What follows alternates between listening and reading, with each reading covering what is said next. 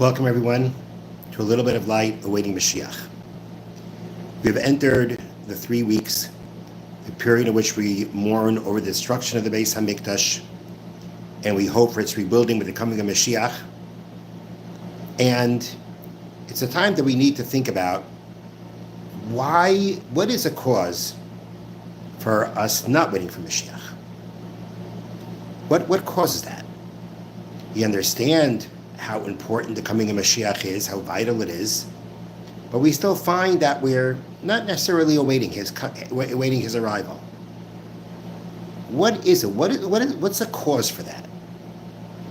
So one cause that is mentioned by many is what we can call complacency in exile.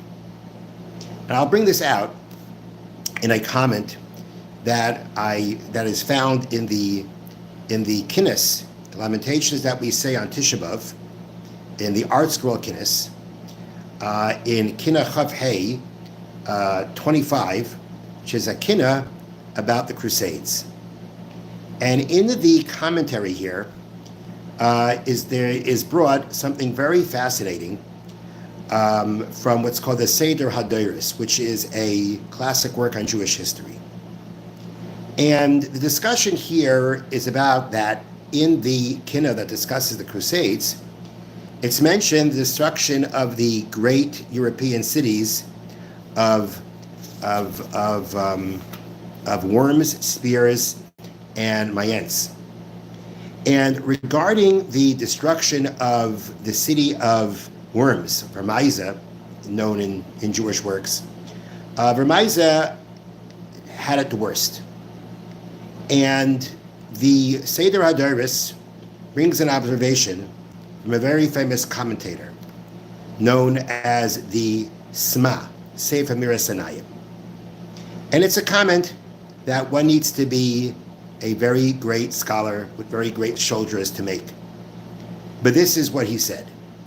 Now, the Sma wrote many works.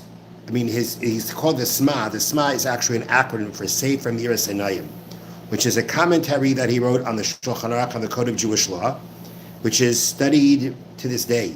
It's one of the main commentaries on the Shulchan Aruch. And what's brought down here from the Seder HaDoros is the following. It's an entry from the year 1620.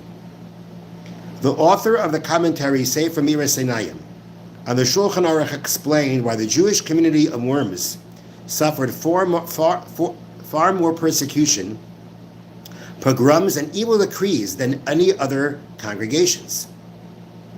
The Kehillah was founded by Jewish exiles who made their way to Germany during the destruction of the First Temple.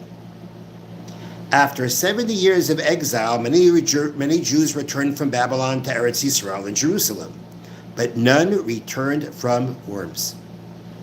The community in Jerusalem wrote to the Kehillah, to the community in Worms, and urged them to join their new settlement in Yerushalayim. But the complacent Jews of Worms dismissed this invitation out of hand.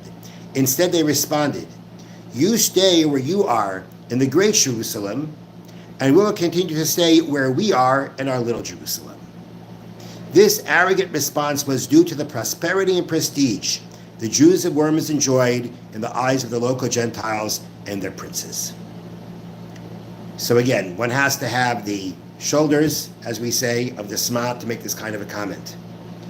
But what he saw, what he understood as a cause for all the troubles that Worms had, was that the attitude that they displayed years before the Crusades, when the Jews were returning from Babylon to Eretz Yisrael, and they refused to return because they were comfortable where they were.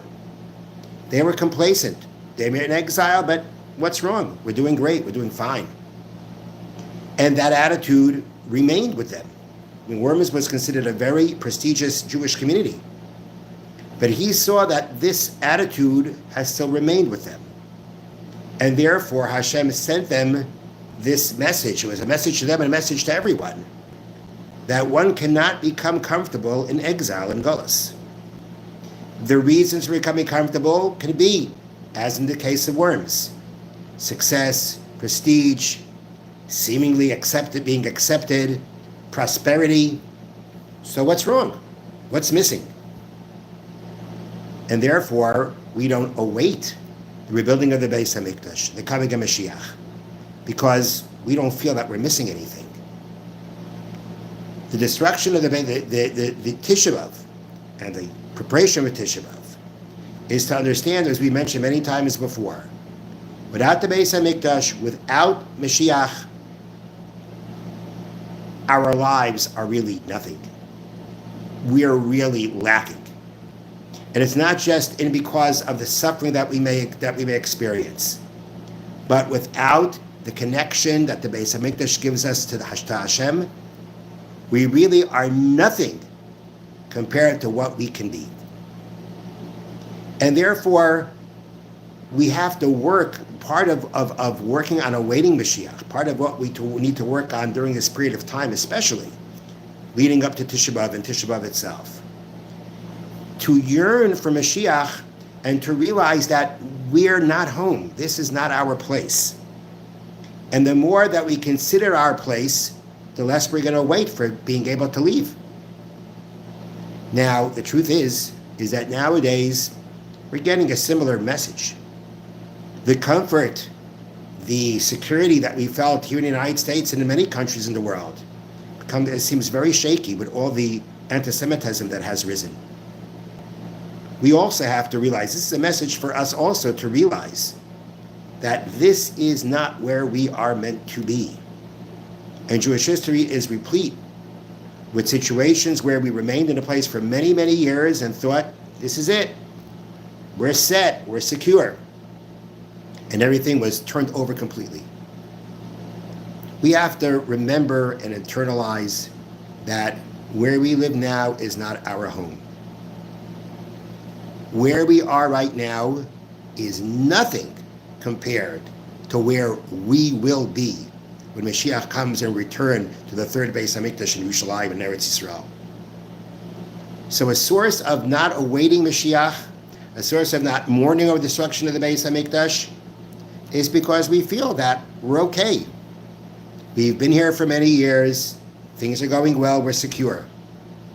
Even if that would be true, which Baruch Hashem, it has been true, we have to realize that's not where this is not what's meant to be. There's something much, much, much, much, much greater destined for us. What we have now is nothing compared to what we had when we had the Beis HaMikdash and what we will have when the Beis HaMikdash returns. So we've got to dispel this comfort. We've got to dispel this feeling. And it may not be that we say it outright as recorded that the community of Worms said. It may not be as outright as that. But deep down, where are we? Deep down, do we feel this is where we are? This is our home? Or not? This is what we're meant to be? This is the situation we're meant to be in? Or not? And like I've said before, like I just said, we have the reminders to tell us this is not where we're meant to be. And therefore, now is that time to really work on understanding that and awaiting Mashiach and yearning for the Beis HaMikdash to return to Meher V'Yameinu quickly in our days. Amen. Have a wonderful Shabbos.